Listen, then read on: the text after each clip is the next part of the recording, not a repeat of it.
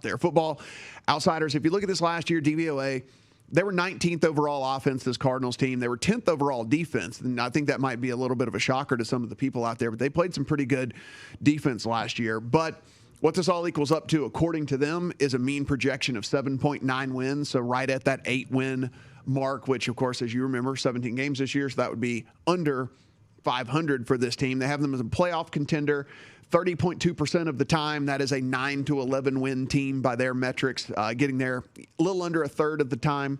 For them, they have a Super Bowl winner percentage at 1.2%. And I think a lot of that has to do with the fact that this team has the 9th toughest schedule in all of the NFL, according to Sharp Football. He has them projected at 8 wins as well, so right on line with what they've got going on over at Football Outsiders. At Pro Football Focus, they tend to agree. 8.3 wins for this Cardinals team. Probably a lot of this has to do, again, with the fact that you do have to bake in some sort of injury stuff with a lot of the very key and important positions that go on here, and people taking a leap forward and a step forward, and that includes the coach, Cliff Kingsbury, that we just talked about. I mean, for being such an offensive guru, there were certainly some question marks for his play calling and everything as well. Offensive line, it's actually going to be pretty good leading into this season. One of the things Kingsbury's offense, maybe it's just the way that it's designed and the way that it goes, but he's had 2 top 10 ranking pass blocking offensive lines in his 2 seasons there. Now, the run blocking, not so good. Bottom 10, actually, both years that he's been there as well. But that, again, they were running their air raid, so they don't run the ball a ton as it is anyway. DJ Humphries, their left tackle, was a 5th graded tackle amongst all tackles in football last season at an 88.3 grade. They have a right tackle in Kelvin Beachum, who is pretty much your prototypical average, kind of middle of the pack type guy, but that's better than being below average for sure when you're talking offensive linemen. Both guards, Justin Pugh and Justin Murray, both ranked at the top 16 in their position in pass blocking. Same deal, though, kind of struggle in run blocking as well. I told you they traded for Rodney Hudson, who one of the very best pass blocking centers in all of football. So they've built this offensive line to have a bunch of very good pass blockers because they want to run this offense that they run, which, listen, is you look at these, Kyler Murray, Chase Edmonds, James Conner, DeAndre Hopkins, A.J. Green, Rondale Moore, Christian Kirk. No team ran more 10 personnel last year than the Cardinals. So if you're unfamiliar with how the personnel groupings go, 10 personnel, 1 running back, 0 tight ends. That's the 10. 1 running back, 0 tight ends, 4 wideouts. No team ran that more, and you can see they want to pass a ton, and they built this offensive line to be good pass blocking offensive line and go into that. And one of the things that's a bonus for them is running that 10 personnel. It was actually by far their highest EPA per play of any of the formations that they ran. Expected points added as EPA, and that was the very best thing they could do. And so they go out, and as we just mentioned, so you've got DeAndre Hopkins, A.J. Green, Rondale Moore, and Christian Kirk. If you want to run a bunch of 4 wideout receiver sets, pretty good 4 guys to have going out there for you. The thing about Kyler Murray we mentioned at the top was they were humming up until Thanksgiving.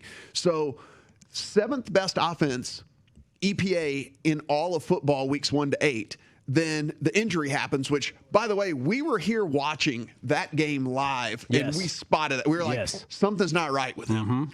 And it fell off a cliff after that. From weeks 9 to 17, it was the 26th rated offense. So you go from the 7th rated offense in football to the 26th rated offense in football. Kyler Murray's arm strength went down. He was reluctant to run because of that injury. There was all kinds of things that added up to the big collapse and the fall off with this team. And so can they right the ship? Can he stay healthy? Can Cliff Kingsbury call a little bit better of a game? Can he not have those mental lapses in the middle of the game where he puts his team behind the 8 ball and makes some really bad decisions? Because if you look on the defensive side, there is promise that this could be good, but a lot of it is going to rely on how Chandler Jones was injured. J.J. Watt has been injured a ton. We know that. But you have a defensive line of Chandler Jones, J.J. Watt, and Marcus Golden. Long as the injuries don't pile up, that trio is pretty awesome. All 3 of those guys have at least 250 quarterback pressures since 2015. All 3 of them have that since 2015. And so now you add this, and if they can stay healthy and actually, get pressure on the quarterback just with the defensive line, they won't have to blitz as much, because what happened last year with all those injuries and not having the guys out there that could do that, Gil, they had to blitz at the 4th highest rate in the league. And what does that do? That leaves your corners in man coverage. And if, one stumble, one whatever, next thing you know, a guy's going down and scoring touchdowns on you. And so it's a lot of the cornerback play. Like I said, Patrick Peterson's out of town, Malcolm Butler in.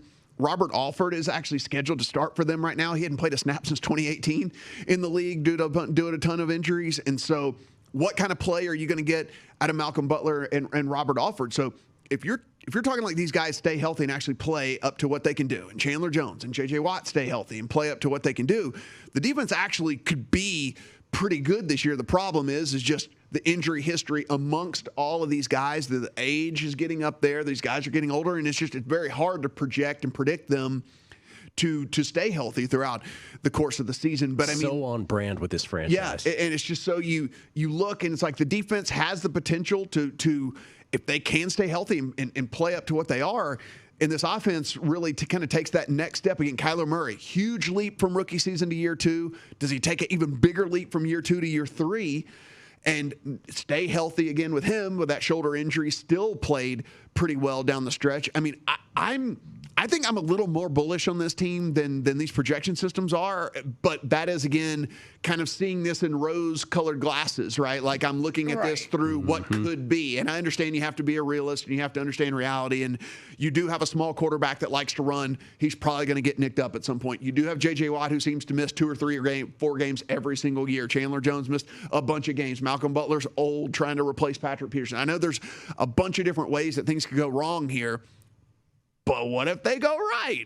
What if they go right for this team? I think it could be a very interesting team if things do go right. I think there's that, Matt, but also just if they were in another division, it's like how good could they be if they weren't having to battle the Rams, the Seahawks, and the 49ers for 6 games? Yeah, if you give them a 3-3 right now, they'll take it. Yes. Yeah, it's like that's how tough that is. But 2 things, just want to get back to.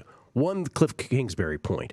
The Cliff Kingsbury point is this, and I've often said this, it's like if I were hiring an NFL coach, if I was a GM and I was hiring a coach, I'd already have him in the room because I'm solid on his X's and O's and his scheming, right? I hope the reason I'm giving him an interview is because of the mechanics of football. But what I would try to ascertain, I'm not sure how I would do this, but what I would try to ascertain is in-game decision-making from a coach, because let's face it, that determines the outcome of so many of these games. And until Cliff Kingsbury can show otherwise, I just don't buy this team.